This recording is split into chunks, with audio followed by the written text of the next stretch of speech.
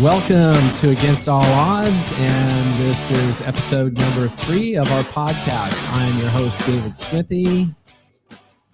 And I'm your host, Eric Lukow. Welcome, and we thank you for joining us again. Hopefully by now you're beginning to see that we're not experts. We don't claim to be experts. We've had our fill of experts, frankly. We are just average guys trying to discuss the news, looking at it from our framework, our lens, kind of where we come from. Tends to be a more conservative angle. We certainly have Christian backgrounds and Christian beliefs, and these are the lenses through which we see what's happening in the world. And we're really asking you to come on here with us through comments and eventually through the phone and talk to us, because we'd like to learn and we'd like to be educated. We don't have all the answers. In fact, we're an opinion show. We're not a news show. We're not telling you the facts of what are going on. We're actually reviewing the news ourselves, kind of paying attention and hopefully adding to the conversation in a positive manner. Our goal, frankly, for the show is unity. We have no desire to create more diversion. We feel there's plenty of division and dissension in the world, particularly in the United States right now, and we want to be part of the solution to that. Am I correct, Dave? That's right, Eric. And what the world needs now is love, sweet love. That Exactly. More and more love. Absolutely. right. And I want to point out that we're not just here to talk about Ukraine. That happens to be the big thing in the news. We probably will spend quite a bit of time talking about that right now and during this podcast. But we have things on the back of our mind, like the Supreme Court nomination that Biden just put forward. We want to talk about what's going on with that eventually. Probably not today. We have other things in mind, like the Durham investigation and what's going on there. A lot of announcements coming out. A lot of people actually arguing that perhaps this is one of the reasons the war has been apparently pushed by the White House to distract from that. We have a lot of information coming out about what happened in January 6th. We have actually verdicts coming down in different cases. The first person to be tried and convicted by a jury happened very recently. We have news coming out about COVID that has long plagued our country and the whole world. Lots of information on both sides from that, going back and forth. Seems like a lot of the facts and real science is coming out now as we are able to look 2020 hindsight. So all of those topics are fair game here, and anything else you might be interested in. But the whole point of this show is really to have a couple of average guys sit around and maybe have a little bit of experience, informed positions to a degree from our position, our framework, our lens, and invite you to bring your framework, your lens, your point of view to the table as well. And hopefully somehow through polite and civil debate and discussion, we get to what is probably close to the right answer. And so that being the case today, Dave, you mind if we just start off with Ukraine and sort of what I think is happening there? Yeah, that sounds good. Now, just as just a quick reminder, when we were last broadcasting last episode, it did appear that the mainstream media was reporting that Ukraine had made application to join the European Union and that it was being accepted. Now, we also said that that was a fast track to get them into NATO.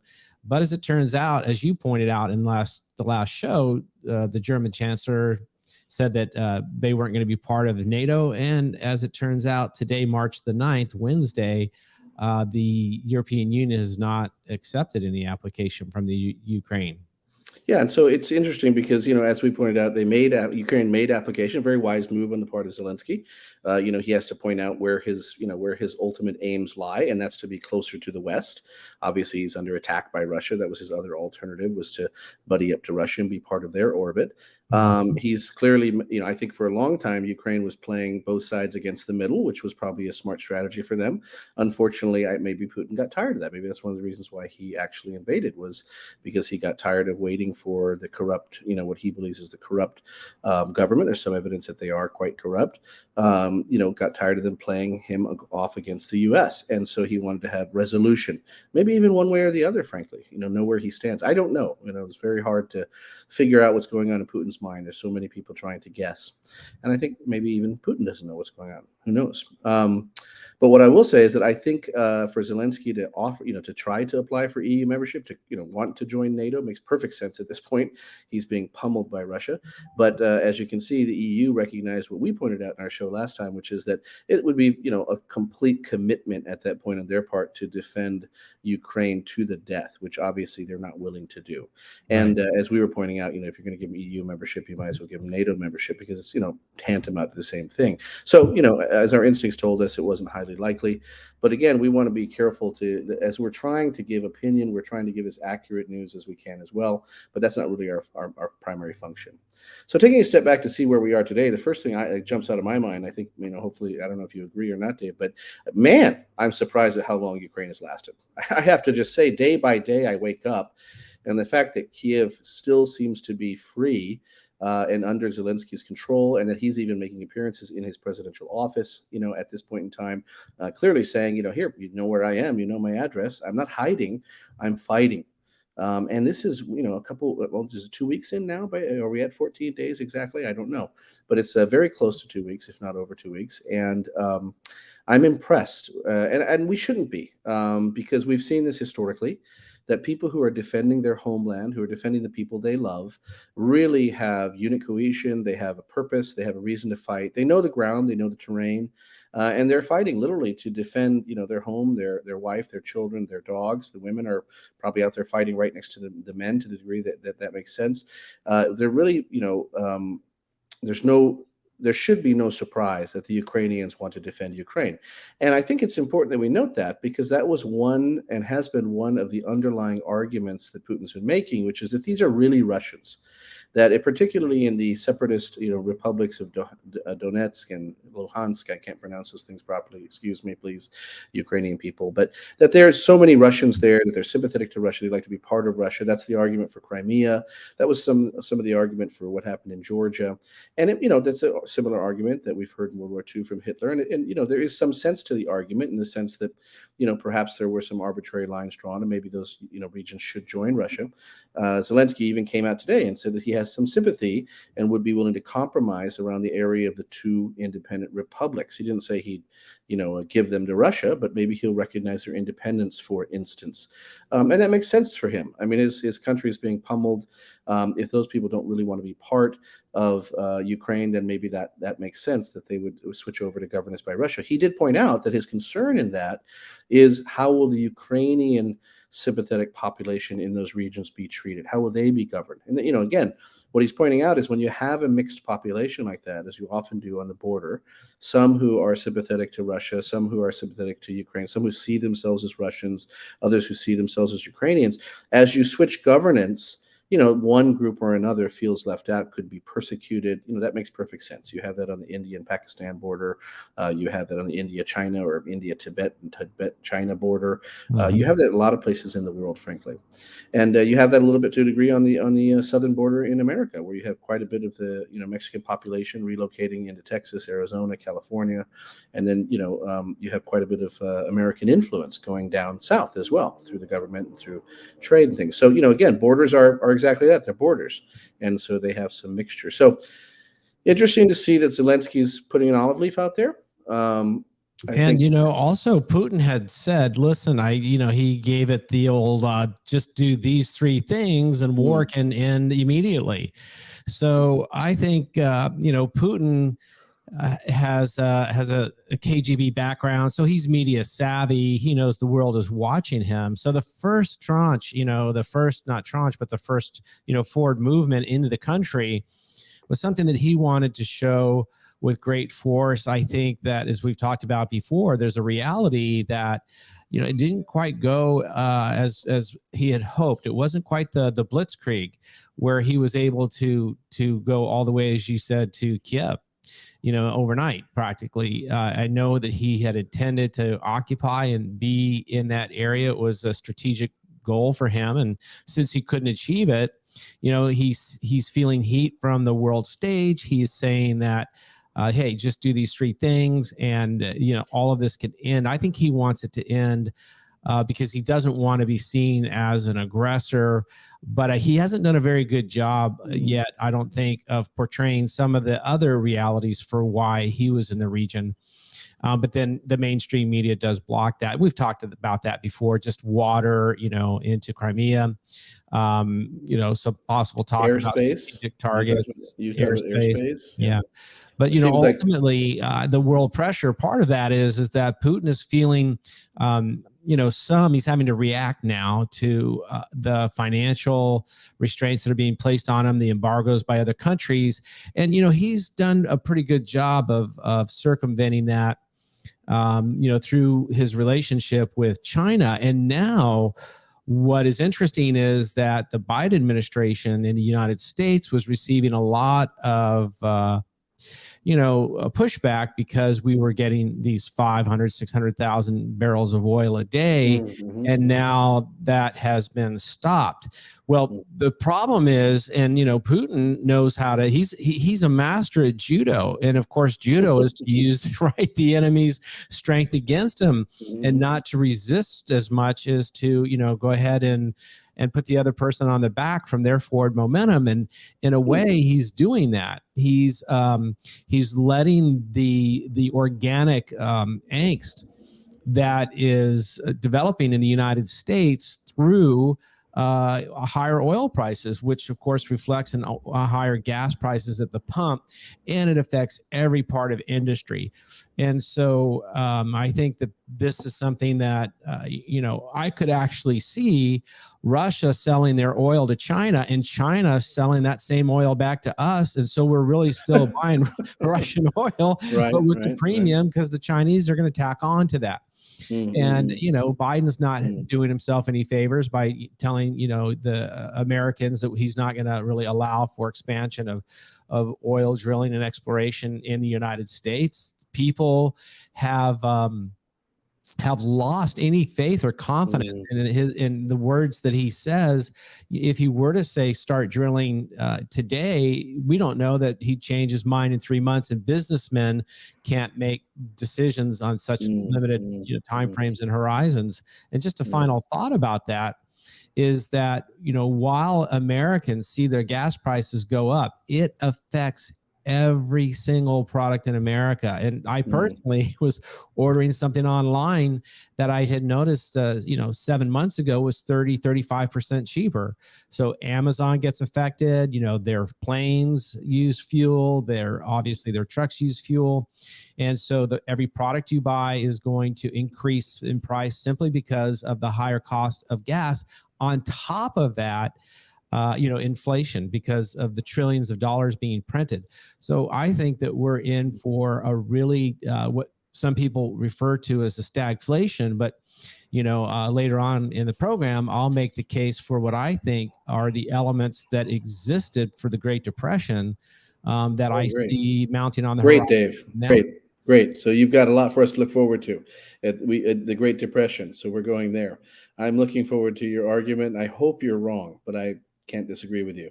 I would argue that there's a moment before we get into the energy thing to stop and just point out that I think people are going to be debating for, at least months, if not years or centuries, frankly, what motivated Putin to get in the war and what his expectations were. Because I think it's kind of, settled religion for most people that he expected to get into Kiev, in 2 days or so, and that would have been a great victory. I think maybe that might have been, his, top line hope. Perhaps, but I would point out that, right now when he puts out the 3 things that he needs to stop the war immediately, that is that a sign from your point of view of weakness or strength? See, to me, it kind of seems, it seems like a sign of weakness, because to me it was, hey, we're going to take this whole thing. We're not going to stop. There was a lot early on. We'll go nuclear if we need to.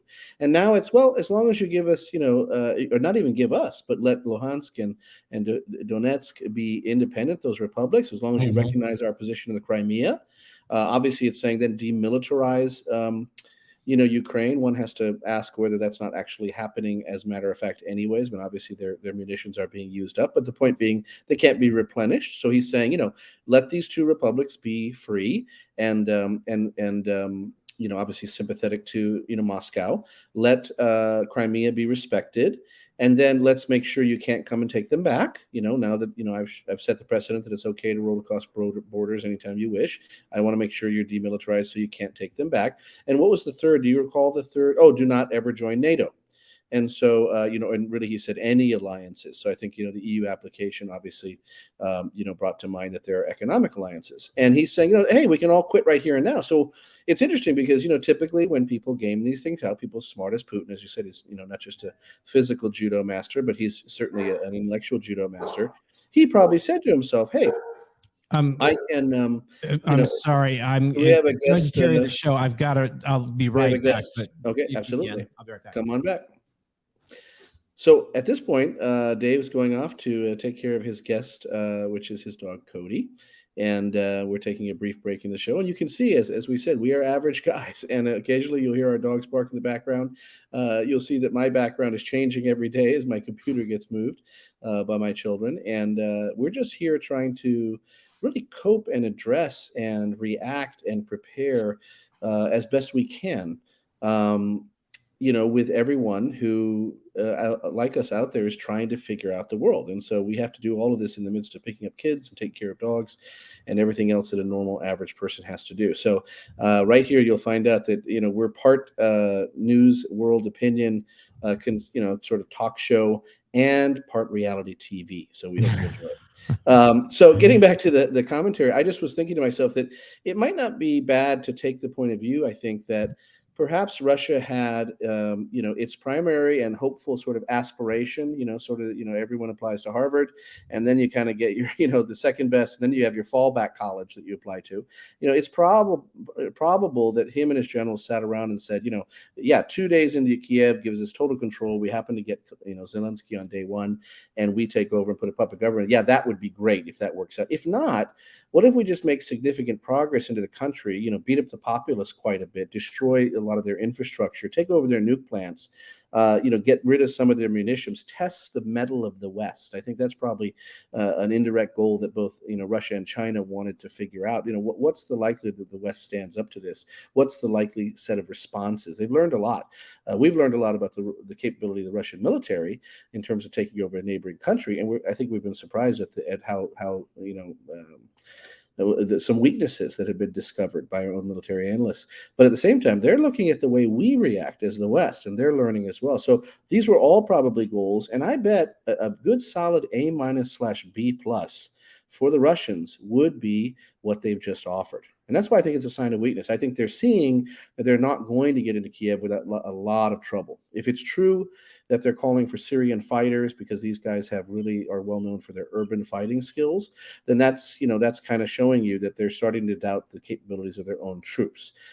This whole conversation I saw today, even the Russians saying we're not using conscripts, and to the extent we found out there were conscripts in our military in Ukraine, we're going to pull them back to Russia, and quote, they have been pulled back to Russia. I don't know how they could do that fast. And I don't think they're actually going to do that. But what it's telling you is that this Russian mothers group, complaining in the country, saying, hey, our little boys were misled, tells you that they're not quite as politically in control of their populace as they used to be.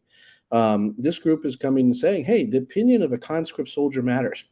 And I think Ukraine's doing a tremendous job, but every time they get a POW, they've got this person on national television, international television saying, hey, I was lied to. I don't want to be here. I don't want, really separating the world's opinion of the Russian people, even the Russian soldiers, from their opinion of the Russian government, namely Putin himself. And so what's happening, I think, is a little bit of weakness on the part of the Russians. They're bogged down. That 40-mile column really can't be explained at this point except by either desertions, mechanical failure, or logistical failure. That a column doesn't sit that long and that exposed, without having some real problem. This can't be a strategic, maneuver. We're going to keep it outside the city because we don't want to go into urban warfare. We're going to surround the city and starve them out. That doesn't seem to be the capability or, the plan, because it's sitting there way too long. Frankly, if the Ukrainians had a couple of A-10 Warthogs, it'd be gone already, frankly. So that's really, something's wrong there. You've again got the Russian mothers making an impact through the POW videos. And then again, people just praising the Ukrainians themselves for their, how they're standing up stoically. They have a great resolve, a great response. The President Zelensky's, becoming an international hero. And then you've got the pictures of this, not just the humanitarian crisis from the point of view of the almost 2 million refugees going through Poland and other places. But then you recognize all the people traveling, and there's pictures of people getting shot at or bombs dropping on just people carrying suitcases. And nobody, likes to see that. And, it makes my heart go out to every place in the world where bombs are dropping from the sky and landing on fathers and mothers and kids, because that shouldn't be happening. And so I think the offer from Russia saying, hey, here's the 3 things. Everybody knows whoever speaks first in a negotiation loses. So as soon as you say, here are the 3 things, what you're saying is I'm willing to accept 2. So something less than my first ask is what's likely. Now, Zelensky's smart to come out and say, some of those don't bother me. I mean, think about it for a second. From the point of view of Zelensky, you got 2 breakaway republics, on the border of Russia. Really, that's hard to govern. And from his point of view, what's the value of trying to sort of rein in a populace that's not interested in being governed by you? And so the idea that those would be independent is actually really quite fantastic. They would then become, these pockets that would be playing the 2 sides against the middle. And Zelensky would, in a sense, have his ability to influence them, and Putin his ability, and go back and forth. But it would be a buffer. He's right to point out there's a bunch of Ukrainians in there, or I should say, Ukrainian sympathetic people in those groups. Maybe they should move into Ukraine. Maybe they should be given certain, fundamental human rights guarantees. But something has to be done for those people who don't want to be Russian. And maybe the simplest answer is to give them an option to move, further west. But really, from a political standpoint, that's just land, and it's people who are potentially going to be unproductive or even, saboteurs. And so I think that's not that hard for Zelensky to give up. Of course, if that is, this year's give, and then, there's 2 more provinces after that, and they're sort of slowly eating Ukraine, that's a different story.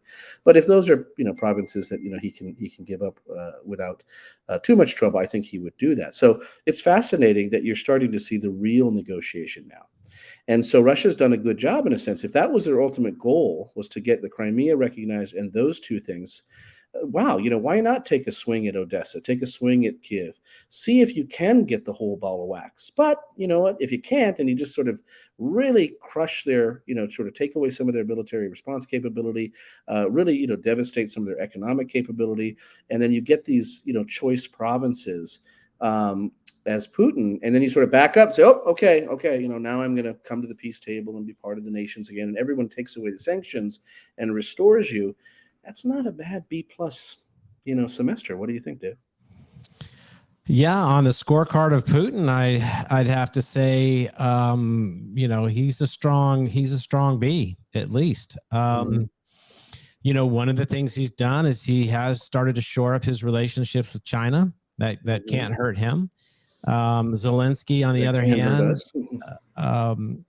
has really not too many options. It looks like he reached out to his Western friends. He even said as much. Look, if you're not going to help me, then you're he almost said it. He stopped short of saying, but you're as complicit as they are in what's happening in this country.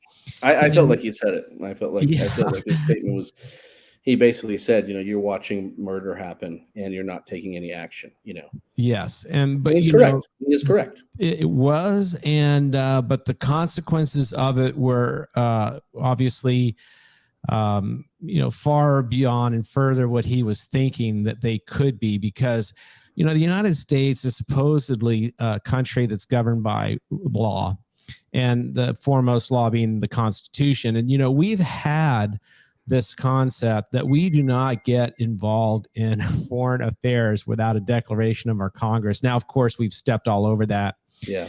And that's pretty much just, paper crumpled on the ground now. But, the world watches differently now. You pointed out it's almost sort of like we're a reality TV show in some ways, because you look at what's different in this war, and you say, well, the technology to broadcast, you can actually see these conscripts saying, look, we were told we were on a training exercise. We woke up early in the morning, and the next thing we knew, against our will, we were coming into Ukraine, and we didn't know why and for what reason. And I should have been here. And the interviewers are asking, what would you do now? Or now that you know what you're involved with. And they said, we would not come. You are people just like we are people.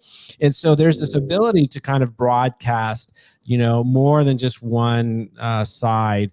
And, there's always propaganda going both ways, but there is some element of people who live in a country that can broadcast to you right out of their living room. And it's surrealistic, actually. It really is, because, number one, the war does seem to be somewhat strategic. You don't see too many, rockets that are going amiss, and you don't see cities just really burning under the raids of 40 or 400 sorties a night, the way that you would have seen in Dresden during the bombing there in Germany. And so this is a different war on a lot of levels, but I think Zelensky has not much to gain. His economy is going to be ruined from it.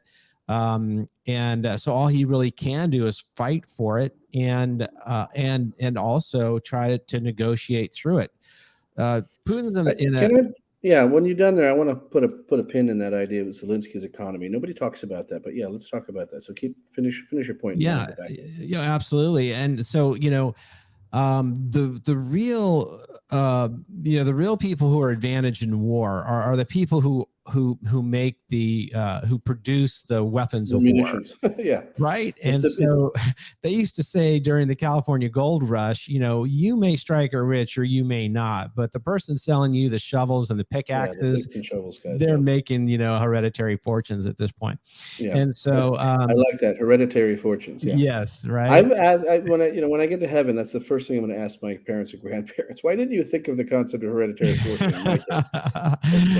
Well, we do have another kind of inheritance, right? We could talk about that later.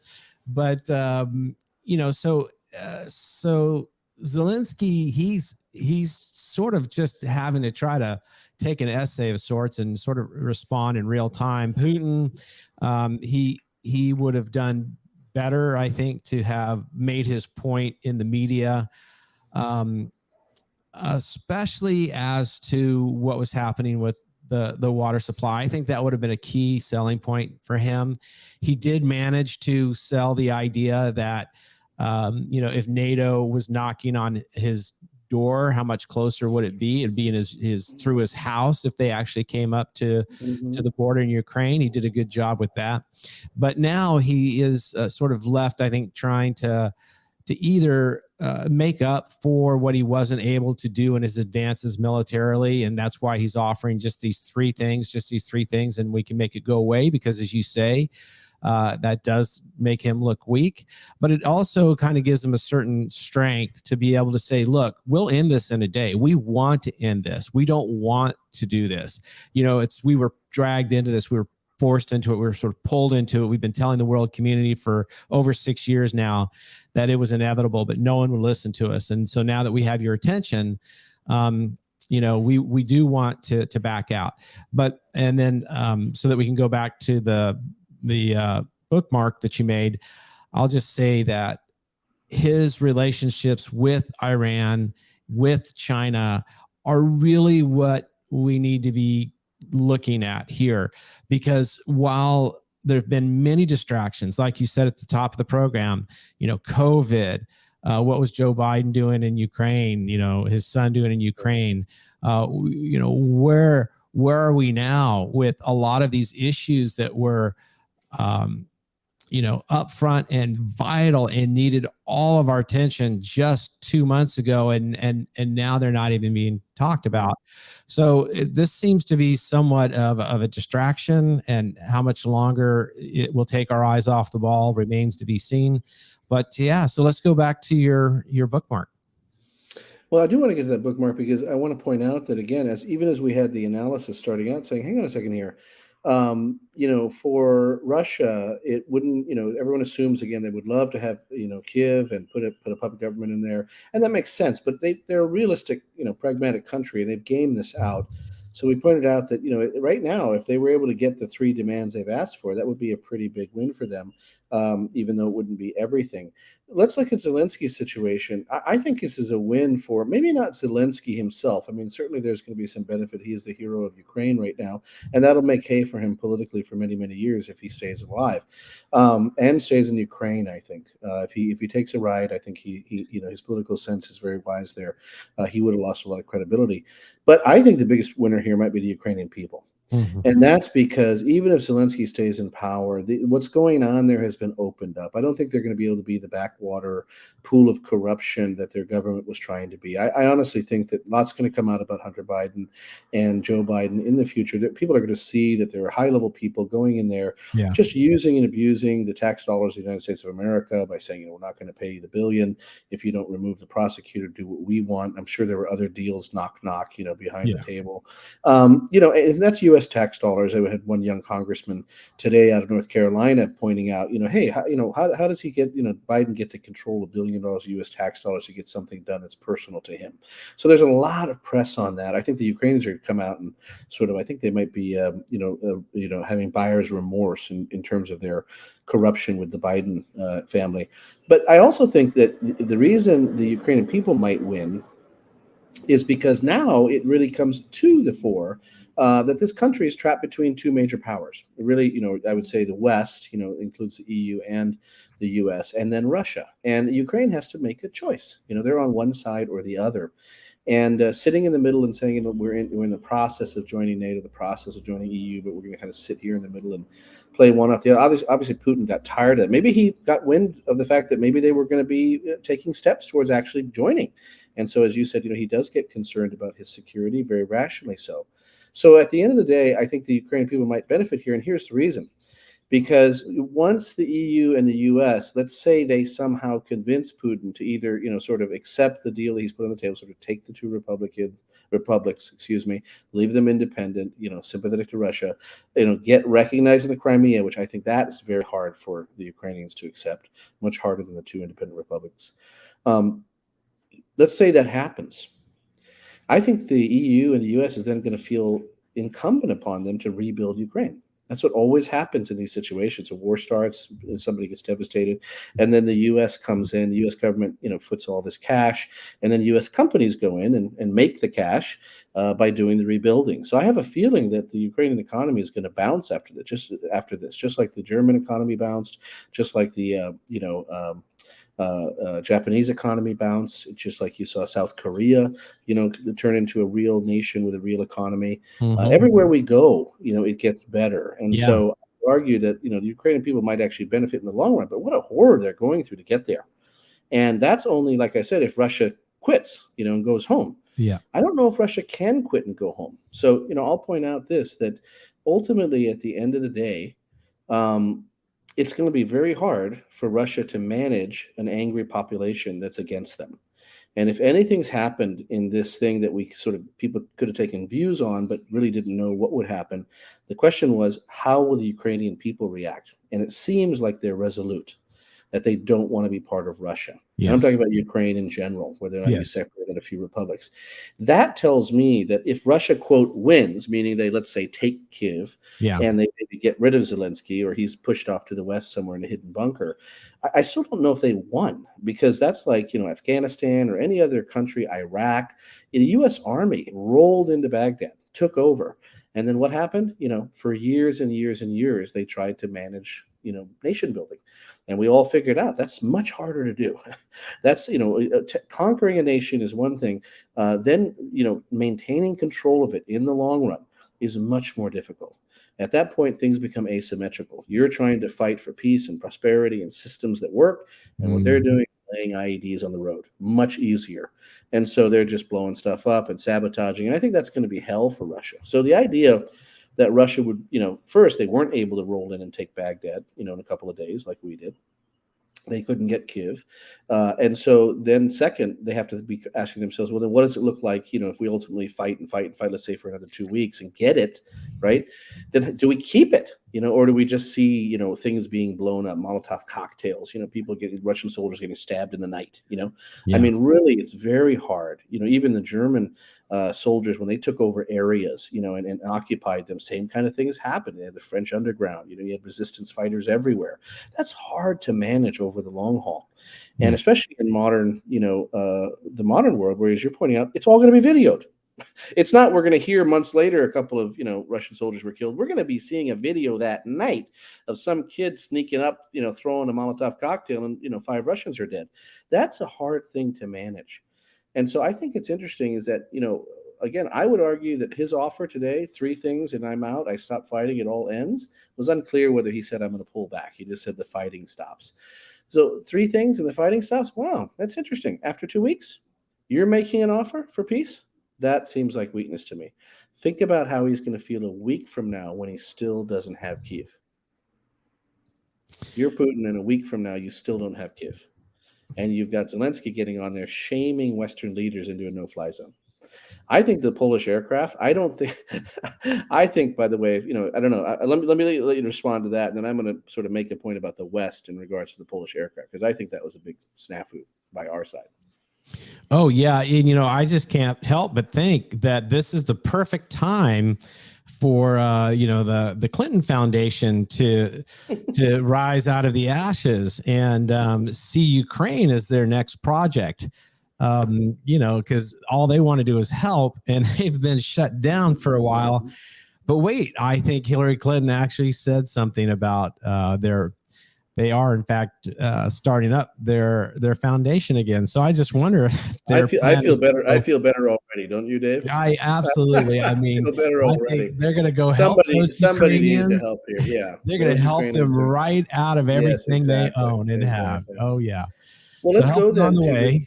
Help is on the way. So hey, let's segue into the Polish aircraft. And what you see happening there is fascinating to me, because Tony Blinken goes on Sunday morning television and says that's a green light for the Poles to give their planes to Russia, right? to Ukraine, right? Yeah. And the Poles are going, well, hang on a second here. I'm not against. No one's against the idea in theory, right? Everybody says, the Ukrainians need weapons. We give them weapons. Why aren't we giving them airplanes, right? Because they're saying the air superiority issue is the issue. It is. And he said, well, why am I sort of stopping short from helping them fight the real issue with Russia? So we'll let them take out tanks. We won't let them take out aircraft. Here's a Javelin missile, but I won't give you MiG-29. So in theory, everyone's saying, you're giving weapons already. Putin doesn't seem to be starting a conflict with NATO based on that. So why not give them the weapons they need? So we're inching, towards that line. He's obviously fighting back, saying, hey, we already know you're landing aircrafts in Romania. You're doing this and that. You're hiding the Ukrainian fleet, in NATO countries. So in a sense, you're letting them use their airports. So, that could be considered an act of aggression. So they're trying to stall us. So the United States' solution is to say, Poland, you got the green light. Now, we're so used to other countries being beholden to us and, needing us for everything. The dollar's reserve currency. We're defending most of the world. We're providing aid. If you can trade with us, your economy booms. And I think it's shocking that the Poles said, you know what? Thanks for the green light. We're going to fly those to Ramstein Air Base. You go ahead and give them to the Ukrainians, right? Yeah. I'm thinking to myself, what a brilliant maneuver. That there was I don't know if they have a president or prime minister, but there was a phone call, whatever the equivalent time was in Warsaw, there was a phone call saying, did you just see what Tony Blinken said? He just said we have the green light to give our planes. The prime minister was like, what? I'm not going to directly give the plane, whoever's the you person give them.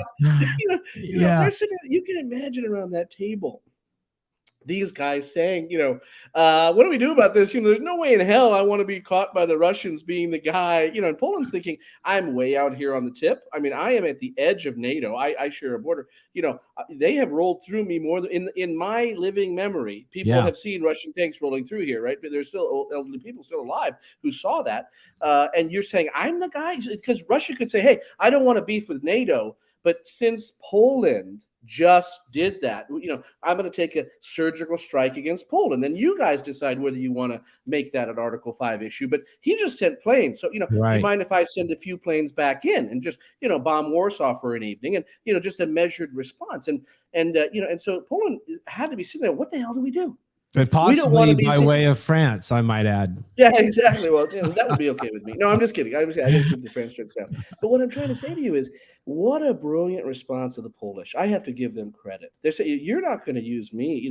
Every time you have like a high school gang, there's a bunch of big guys and there's one little skinny guy, right? And he's always got to go out and cause the trouble. And he has to prove himself constantly when the big guys sit back, right? That's what the U.S. was doing to Poland. You go out there and just give those plays. We're going to green light that. And then they were going to say, oh, hey, we didn't, they wanted to do it. And we said it's okay. man, the Polish said, you know what? Let's just give it by way of Ramstein Air Force Base, right? Let's get Germany, where the base is located. They're now involved territorially. And let's get, it's a U.S. base. Now you have to say, yeah, Polish, Ukrainian fighter pilots, come on over and fly these back, or we'll fly them into Ukraine and drop them off for you. I mean, oh my gosh, what a brilliant maneuver. Now, here's the problem. It shows that there are still fractures within NATO. And again, overall, I think what Putin did was a big tactical mistake, because there were lots of fractures within NATO. And this has united us for the most part. But you still see this little infighting, because nobody wants to be the party that pushes Russia too far. And if Putin has been brilliant here, it's the bully's brilliance, right? The bully rushes up and punches you in the nose. And before you can realize, and your heart, mind, and body are under attack, and your nose is bleeding, and you're trying to stand up and think about, do I punch back, or do I run, or what do I do? There's a moment where the bully says, hey, stay on the ground. And as long as you stay on the ground or slink away, you're not going to get attacked anymore. But now he's won. So he did that. He's already put the nuclear option on the table. He's already attacked. He's already crossed the border. And now he says, hey, anyone else who does something, that's aggression, and I have to do more. And so you see the whole rest of the world going, well, geez, I don't want to be the one who starts a nuclear conflict. You're not. He's started a nuclear conflict. He's already said it's a nuclear conflict if you do X, Y, and Z. That's already a nuclear conflict. He could win that conflict by us not reacting. Now, I have a lot of sympathy for the people. I'm glad I'm not sitting in those chairs, because that's a tough decision. But here's the point. The solution to that is always the same. As you're slinking away from the bully, you can kind of sort of call him a name or make fun of his mom or whatever, as long as you're out of fist range, right? And then he has a choice. Do I chase you because I'm not going to catch you and I'm look like an idiot? So he just, lets it go. And so that's what we've been doing. We've been giving the Javelin missiles. We've been offering assistance, offering it around the corners. Everybody's supporting the sanctions. Everyone's supporting Ukraine in a very open and hostile manner. Let's get serious here. We are trying to stop Russia from doing what it wants to do. That's hostile. But the question is, who's going to be the one who trips the red line? And that's where I think an interesting conversation could be had. What is Putin's red line? What is the thing that makes him say, you know what, I'm going to fire a nuke, at the U.S.? I don't think there's much, to be very honest with you. He is well aware that you fire a nuke at the United States and all the nukes in the United States are fired back at you, right? That's deterrence. That's been in place for years. I don't see where nuclear war becomes an option for the U.S., China, or Russia in this case, because everyone knows that it's an end game that leaves. There's no more chessboard, right? So I don't think the nuclear response is it. The question becomes how brutal he'll get towards the Ukrainian people themselves. Again, I don't think he'll touch Poland. I don't think he'll touch Romania. Anybody who's in NATO, I don't think he's going to test that Article 5. So really, at the end of the day, I think the planes are going to go. I think the game is who's going to be the most, who's going to be the direct giver of the planes. And I think the Poles and the U.S. should have thought that through and talked about it behind closed doors, because now it's a very public fight. And the jets are in limbo. So you really didn't accomplish much of anything except, poor Ukraine sitting over there going, are we getting the jets or not?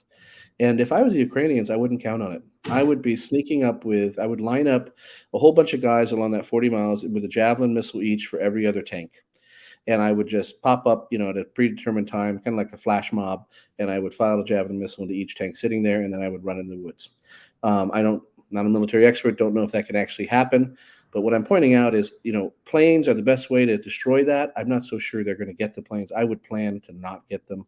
Washington and Warsaw can dither over this for days, weeks, and months, and Germany's now in it as well. And Germany has shown that they're going to stand up and say, no, we don't want a war with Russia. And by the way, that's so sad, because it's exactly what, going back to Bush, but certainly under Donald Trump, was told to the Germans. You are leveraging yourself to the Russians. You are absolutely going to be, they're going to literally be able to turn off the pipes, and you're going to have an energy crisis on your hands, and all for the greater good of green. And I'm all for green. I believe in trees. I want to see birds chirping, but not at the expense of my national security. I'd rather have, Germans be strong and able to defend their country and enjoy their trees and their birds, rather than Germans, watching Russian soldiers walking around their public parks enjoying their birds and trees. Well, from birds and trees to fighter jets and who's going to fly them, that's an interesting thing. I always like to kind of go outside of the box, thinking about scenarios that could happen. Wouldn't it be something if the Afghanis sold all of the state-of-the-art aircraft that we left behind in Afghanistan to the Ukrainians, and then you just had contracted pilots going in and flying them?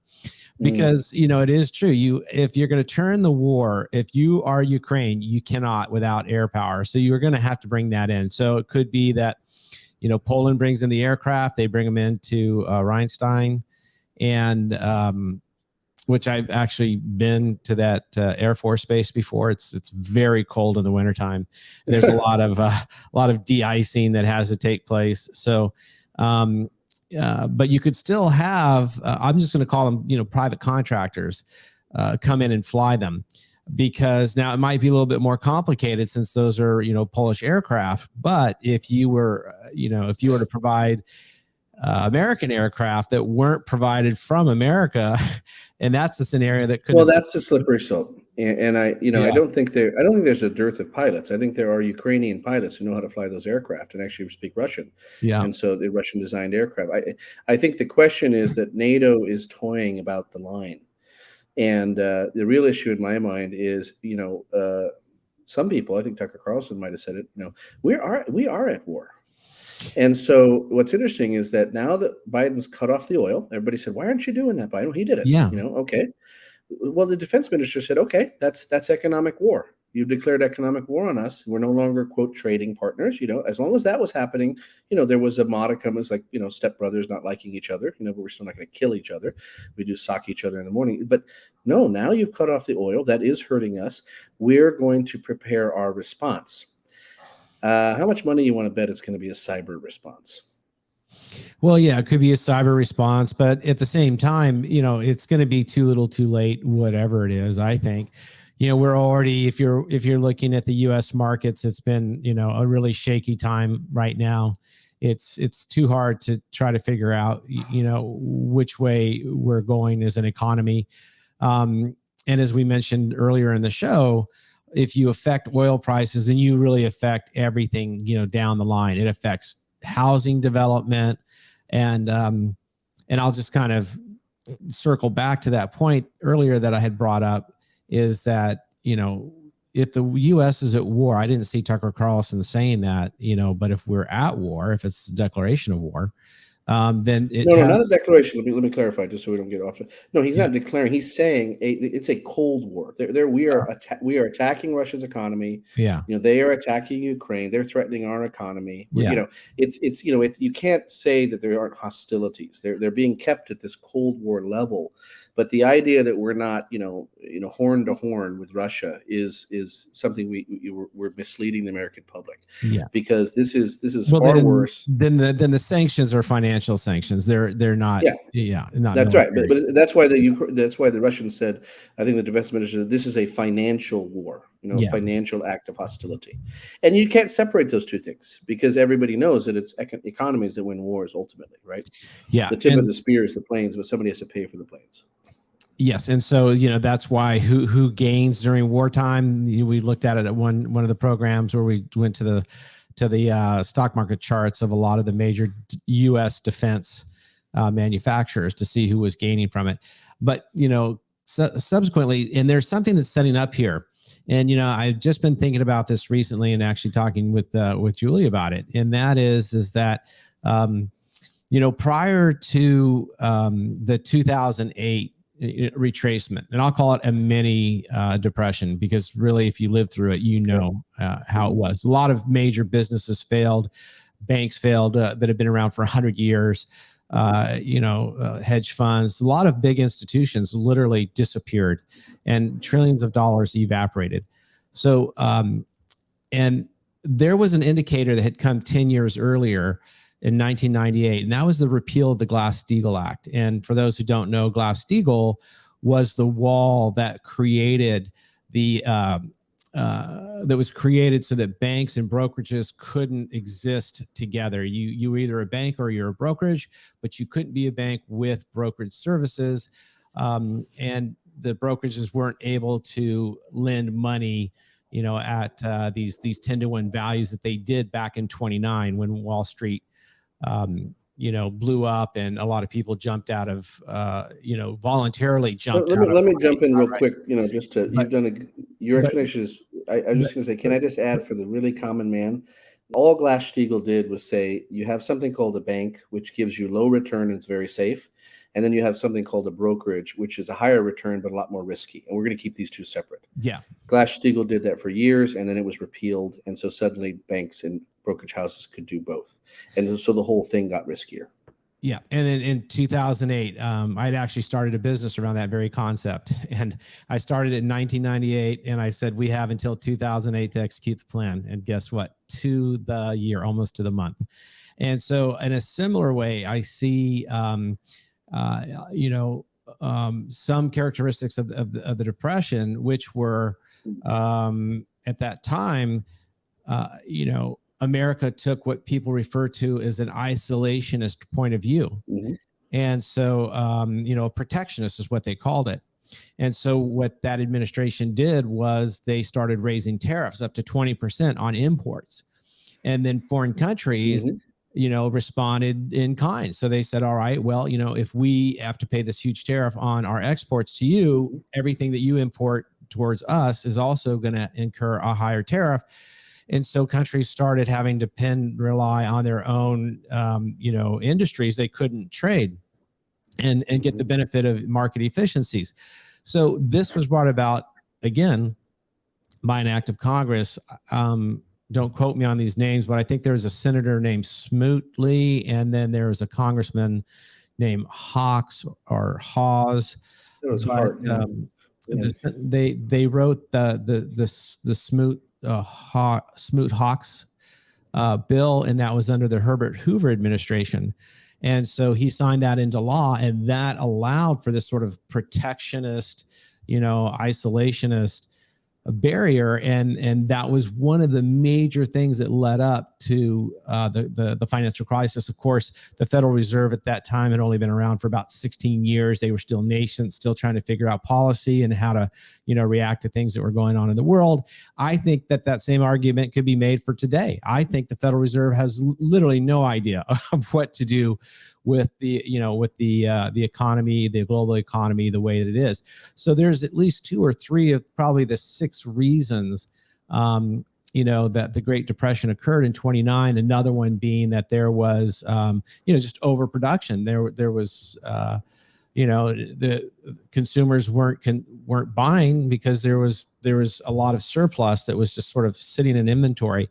And so I think you're going to see that. I think that could happen soon. Like right now, if you order furniture or you want something made, everybody knows you're waiting 6 months, 9 months for a couch. But there's a time that's coming when there's going to be such a surplus of that, that you'll have, a precursor condition. And I do see a scenario. It's beyond stagflation, rising oil prices, kind of shutting off trade with Russia, and potentially forced to shut off trade with China. Anyway, I'm just going to mention it that you heard it here first. Well, good. We hopefully that is kind of what the program is about, is to prepare people and say, where does this eventually go? And I can't argue with you that there's going to be a larger global economic impact. And I would argue that, between the bull and the bear, that I think it's more likely the bear. I mean, we're looking at, I think I heard today, 30 trillion in debt, for the U.S., and that's without unfunded liabilities, which some argue are, create as high as 130 trillion. These are numbers that nobody can even fathom, even a $30 trillion number. I believe, as I understand it, again, I'm no expert, that China has a similar amount of debt. They hide a lot of their debt among their provinces. Right, equivalent to our states. They force debt at that level, so their federal debt looks like less. But when you take the overall debt of China, similar amount of indebtedness. I don't know what Russia's situation is like, but we know they have an economy that is completely based on the price of a barrel of oil. And so you can look around the world and say, I think Japan, maybe carries debt. So ultimately, the largest economies in the world are debt riddled, and this is government debt. And then below that is corporate debt, which is quite high. And then you have personal consumer debt, particularly in the US. I think that's a bad number. I think in countries like Russia and other places, maybe even China, they had less of an impact from the 2008 financial crisis because they have less personal debt. They don't do credit card kind of debt. They don't do mortgages, even in some countries. And so there was less of a commercial impact or a retail impact. And couple personal debt with a high unemployment rate. Yeah. How do you get out of that? So something negative is, in the works here. I think a lot of corporations are overvalued. At the same time, I am sympathetic to the argument that a lot of technologists make, which is that, there's so much productivity coming out of creativity in the biosphere, in the technology sphere, in the sort of all the things we talk about in the genetic sphere. Although there's a lot of fear associated with genetic maneuvering of plants and things, so there's no question that there's massive debt, which is really borrowing from the future.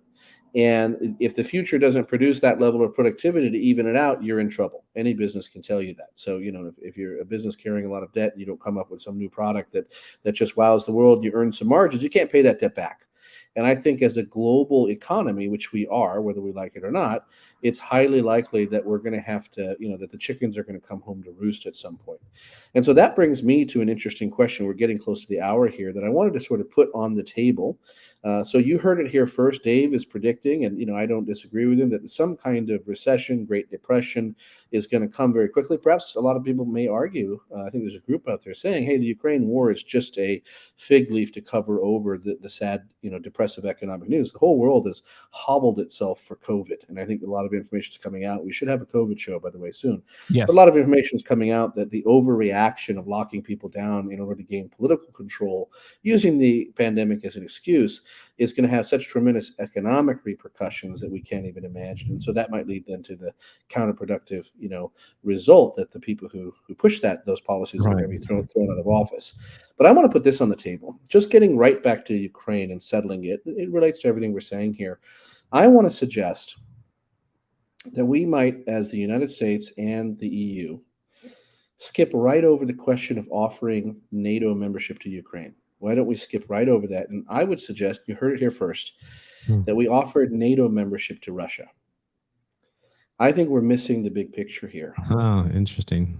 I would say that this is the point where you can reach out to Putin himself and then to the Russian people and say, look, either Putin, you can change your tune and you can start to become part of the West against China, against the bad actors of the world. We're giving you an opportunity to join the good guys. I think we should offer NATO membership to Russia if Putin either changes his direction or steps down and puts somebody in place. Russia will put somebody in place who wants to work with the West. And I want to point out a few reasons why this makes sense. First and foremost, geographically, they are right on the border of Poland, right? Ukraine, by the way, the issue goes away at this point.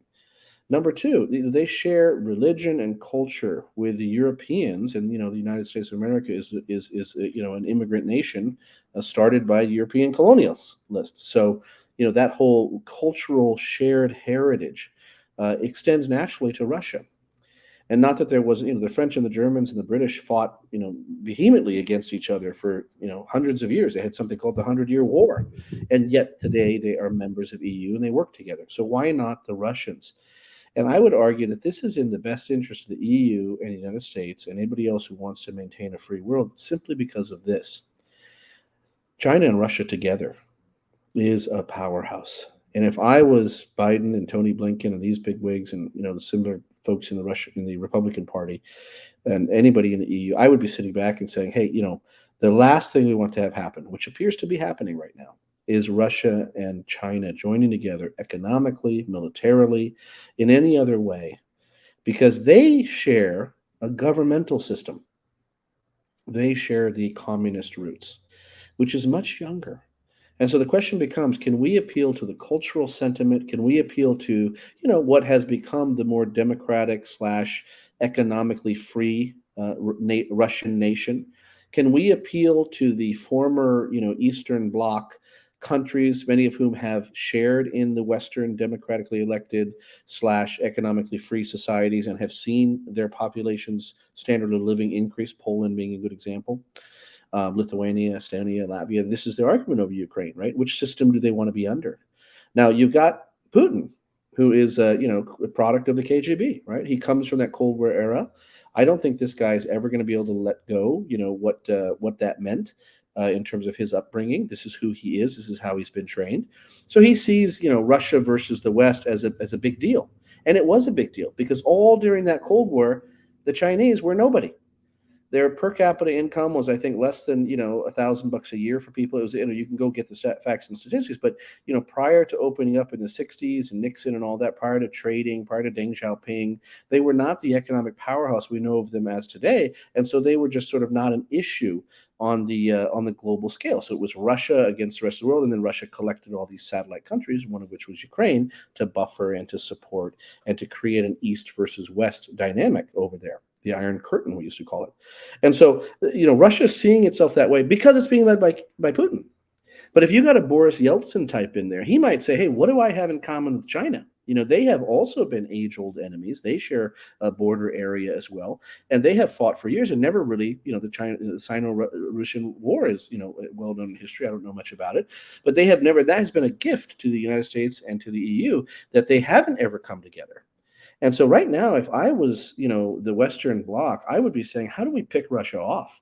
And now you say to me, why don't you pick off the Chinese? You simply can't. They're too big. They have a path forward. They can go it alone. But they're very wise to say, why wouldn't we support the Russians to beat up the West? I mean, think about it. The United States stayed out of World War II for a long time. And you had the British and the French fighting the Germans and along with the Russians.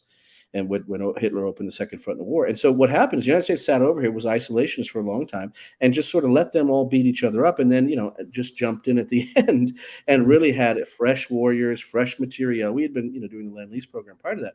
But, right now, China's sitting out going, yeah, let the EU and Russia beat each other up. And then when they're sort of both weakened, I'll just come in and take the scraps. That's a bad position to be in. And meanwhile, we could see very aggressive maneuvers if there really is a cross line with NATO and it gets involved in the war with Russia. If there's an Article 5 declaration, you could see China say, hey, while y'all are over there fighting, I'm going to go down and take Australia. What are you going to do about it? You're engaged in a full war over there in Russia. Why don't we go the other route and say, hey, Russia, there's a world in which you come into the fold. Your economy can be diversified. You can join the wire. Why are we keeping Russia separated as this branded bad actor and keeping NATO? Yes, NATO was created to defend against Russia. Okay, let's go back to the drawing board and ask a question. Are they really the problem? We're watching their army actually get bogged down in Ukraine. Are they that scary? Well, the Russia that NATO was set up for was the USSR. Yes, remember, that's right. So which has been picked apart. We've picked off nation after nation. That includes Poland, East Germany. People forget Poland, Estonia, Latvia. I think this is what Putin sees, and so that's why I don't think he would ever become a member of NATO. NATO is everything he stands against, and he's seen. Just look at the genius, though. I get that knee-jerk reaction, but I'm going to put this on the table. That's the genius of it: is rethink, step out of the box, and say, Putin, really, who's going to be on your side ultimately? When you talk about culture and reality, you've already lost. Let's think about it. Let me just interject here, because you've laid out your theory for it, and I hear you, but let me give you the counterline, and that is that one, you would have to remove Putin because he is old guard. He sees the threat of NATO that nobody sees because he remembers history. Most people wouldn't know why NATO was formed. And so he's seen what NATO has effectively done, which is taken apart, in his mind, his great country, and has what has NATO ever done to Russia? Actually, no, but they've done is they've separated these territories. And so, the Russian people, you've even mentioned their population is dwindling, but this great USSR has been slowly chipped away out. And this is Putin's argument, by the way. Now, having said that, Russia is being fragmented. The USSR has been fragmented. Putin would also tell you, and he's told the world, that his defense budget is something like 64, maybe, did he say $64 billion? Anyway, he's ranked 7th. He's behind France. France spends more on their defense than Russia does. Japan spends more on their defense than Russia does. And America spends 10 times the amount. Yeah. And so I was speaking with our against all odds Russian foreign correspondent Christy the other day, and she had told me that correspondence. Yeah, I met her at Costco, and I love it. And her husband used to work for the Ukrainian, military, and what they would do, and as Russian does, every once in a while they'll go out and paint different numbers on their battleships, so that when NATO spots a ship, it's a new number, it's a different number, and that's how they try to project a greater fleet than they have. Yeah. And so we've seen what's happened to the Russian military. And you asked the question, how did they get bogged down? What's causing it? And I would just say it's just outworn, old. They haven't kept up in conventional warfare, like tanks, like armored personnel carriers. But what they have done is they've spent extravagantly in these early warning systems and response nuclear defense systems, so that I'm just going to say it to you. Yeah, I think you could entice Putin with this. Think about it for a second. Okay, you're right. So you lay out the picture of the Soviet era East, right? It's huge. I mean, it's huge. What was behind the Iron Curtain was huge, and they had total control for that time and that technology. I mean, the Gestapo, they said, had something like 1 out of every 4 citizens was working for the Gestapo in Eastern Germany. So really report the Staatspolizei, or whatever they called it. The same thing with the KGB. Right. So there's no question they had a controlled society, and they had absolute and total control over their satellite states. They sent tanks into Czechoslovakia when they tried to rebel early on. And so it was a shocker to the entire world when Gorbachev said, I'm going to take the wall down. And then what you saw was everybody. I had somebody at a coffee shop today ask me, we were talking about this issue, and they said, well, how did Ukraine get free from the Soviet Union? And that's the answer. Gorbachev let the wall fall, and everybody saw an opportunity.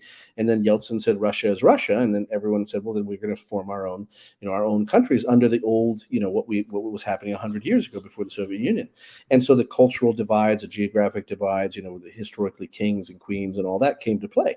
What I'm trying to point out to you is I'm using the war strategy that I learned from the Hallmark Channel after school specials that I watched as a young boy. Okay. And I believe they spoke a lot to war, but you typically had one of these specials where there was some dirty snot-nosed kid who was punching everybody in the eyeball at the, on the playground. And he had 4 or 5 little, satellite states, little mucky little turds who were, there as part of it, kind of beating up the nerd kids with the glasses. And the Hallmark special always taught something. If you could pick off a few of his little turd friends and get them to want to join the school play or want to get on the side of the kids with the candy, if you were nice enough and you finally, so they always ended with the chief nerd kid, with the big swollen eye going up and offering the chief bully a lollipop or something and saying, we know you're just scared. We know that at the end of the day, you're just frightened. And we want you to be part of us. And then he gets, the second biggest role in the school play, and it all ends. I'm just pointing out that Russia is scared. I actually believe that, to the extent that you can, question, Putin's sanity, or where he is as an old man, or he's trying to leave a legacy. All these things might be true. But I do think at some point you've made the argument very strongly. He feels surrounded by NATO, whose charter is designed to contain Russia. That's threatening.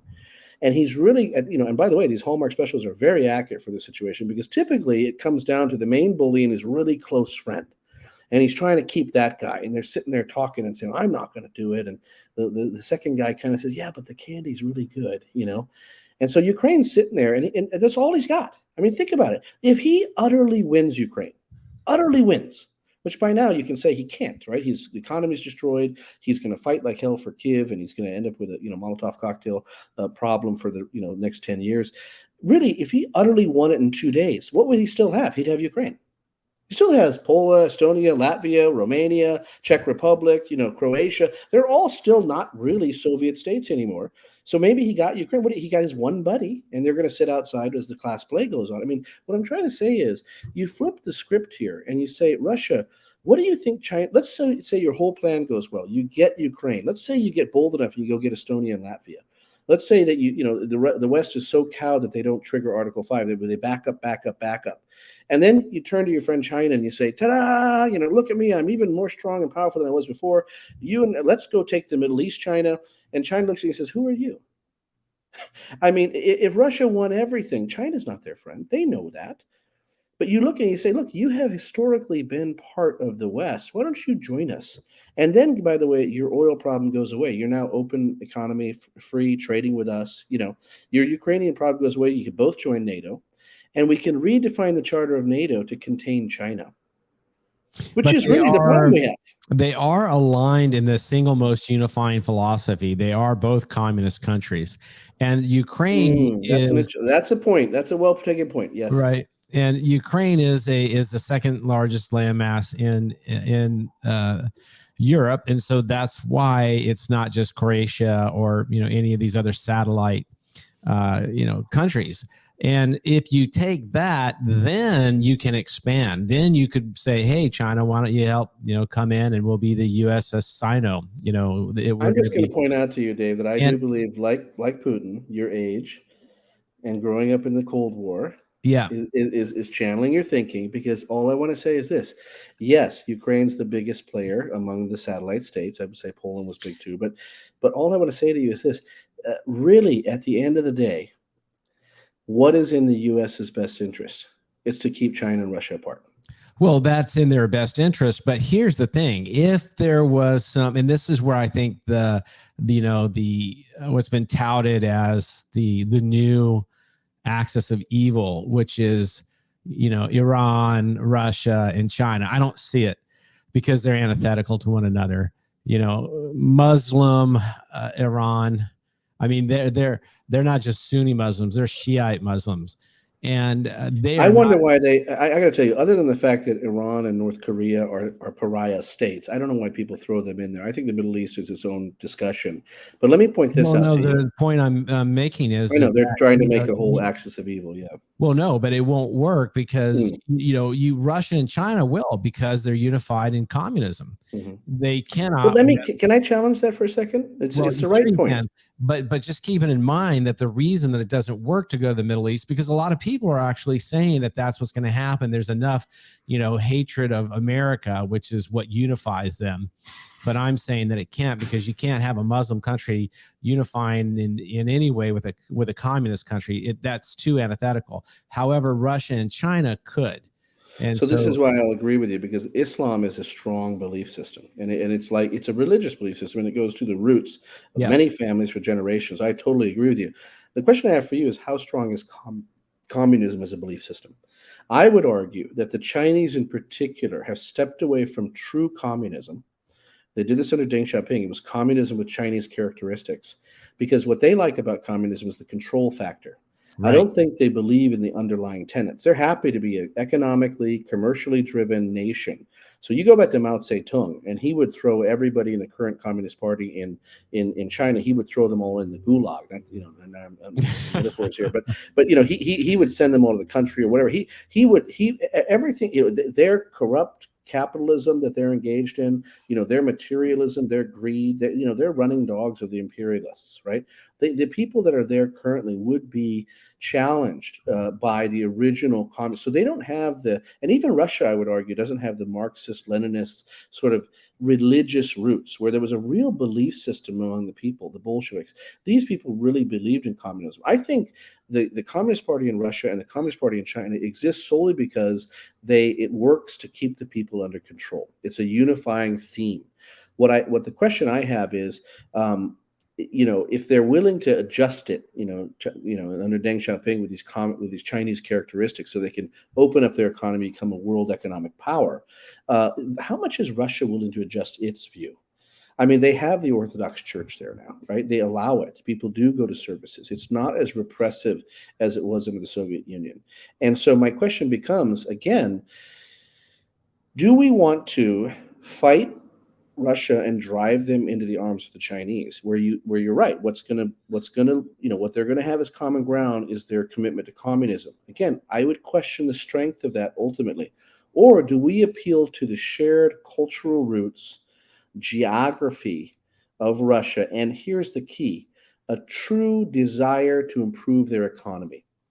If you could get Putin into a room with somebody, he would listen to, and they'd have a real conversation, and or Putin's replacement. And again, I'm not talking about a Lindsey Graham type replacement. I'm talking about him stepping down, or the people electing someone new or whatnot, a real legitimate replacement. If you could talk to the leadership of Russia, because I think the people are already displaying what they believe. They would like to be with the West. They'd like to be with their Ukrainian brothers and sisters. If you could talk to the political powers that be in Russia, and you could simply say to them, look, what is going to provide you the security you're concerned about? We get it.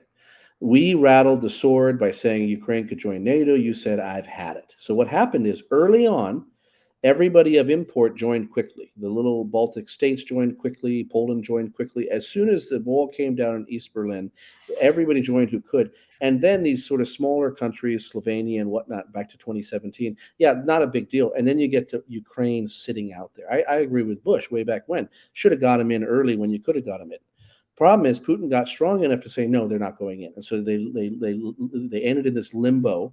And everybody knows when you create a limbo buffer area, what do you get? Criminality. We have this on our own southern border. You create this limbo where Mexico City's way south, the United States border is north, and you've got this desert area where the cartels are just killing each other because criminality, nobody can control it. There's no law and order. There's chaos. And so criminality rises to the top. That was happening in Ukraine with corruption. So my question becomes, you have to sit back and say, if we can't answer Putin's security question, let's quit calling him evil, and all that's true. It's reprehensible what he's doing, but it's established that he's morally willing to go farther, way farther than I ever would. I mean, he's morally reprehensible what he's doing to the Ukrainian civilians. But what I would say is we have to stop and deal with him like an adult and say he has a security question on his mind. We either solve that question or the Chinese do. I mean, let's just get down to the bottom line. The guy is feeling insecure, and rightly so. He's surrounded. And I think arguing over Ukraine is not even getting halfway to the real issue. Really, at the end of the day, we have to provide Russia security. And he's not going to get security from getting those two northeastern republics being independent and, with a puppet government. He's not going to have security because we say, okay, you do own the Crimea. I mean, think about it for a second. That's just kicking the can down the road. He's still going to have problem after problem. He can't get to the Crimea except for through Ukraine, right? He's already got this weird little piece. I think, is it called Kaliningrad or something? There's a little piece underneath, I think, Lithuania that gives him access to the sea over there, the Baltic Sea. So again, him being surrounded by NATO, China on the other front, and then getting pieces of Ukraine, and then he stops, and he's got a black eye, right? Because at that point, he didn't roll through and show his his conventional military superiority. All you're going to have is a bully feeling like he got beat up a little bit and wanting revenge. Well, so I really think you need to step back and answer the fundamental question. He's either going to be secure with us or secure with China. Yeah, and what do you think of that, Dave? I agree with that. He'll be secure with China. I don't see it. I think it's really optimistic of you. I'm an optimistic guy. I think using the hallmark, global defense strategy for war planning. It makes for a nice after school show, but I think that Putin is too far down. Even if he's scared, he'll manifest that through he'll push himself to a greater extreme rather than and become in any way open to the idea of being part of NATO. But hey, it's not about my opinion or your opinion. It's about what the listener is thinking. And so we now invite you to comment here down below and let us know what you think. You've heard what Eric's take is on the scenario, and that would be a very nice one. I do want to say it would be great if that could happen. But again, Putin just. And by the way, I just want to add, and then we all trade nicely with China, and the world is at peace. That's kind of. Yeah, I'm not against the Chinese either. Our weapons into plowshares. So then what happens is that you have the idea that Putin is still one of the last global leaders that's talking about the New World Order. And so I think for him to join NATO as a capitulation against the very nationalist pride. He's the last one rejecting the New World Order. That's right. And it's also the very reason that he gives for, in part, in, taking Ukraine. And so without that, he has no justification whatsoever. And this is his moral high card. This is the big chip that he's thrown on the table, is to say that, hey, rest of the world, whether or not you realize it or not, the enemy is the globalist, and we're not going to let them come into our country. It's too bad, America. We Russians love you Americans and your independence, and we stand with you. But we've seen what's happened. You've allowed this globalist cabal to come in, and it's not going to happen here. So for those reasons, I just don't see him, buddying up with NATO, but I could see him, and I do think he is already making these alliances with China. But we're at the top of the hour. It's been another good show with you, Eric. Yes, and we're going to ask everybody that's wants to comment and or has other suggestions for topics for another show. We need your comments. We need your comments. Yep, we can respond to them. And maybe the next show, Dave, would be something on globalism. What that is, because you're absolutely right. My suggestion is a way to end the war and strengthen the West. But you're right; it's also feeding right into the plan of the globalists, and that would be an interesting thing. So, a bifurcated world, a world where there are independent states, who have different points of view, is a beautiful world, because at that point you have debate and open discussion, which is everything we're about. So, thank you very much again, Dave, and we'll look forward to hearing from the folks. All right. So this has been Against All Odds, and I'm your host, David Smithy. And Eric Lukow. And we'll see you on the next podcast. Thank you.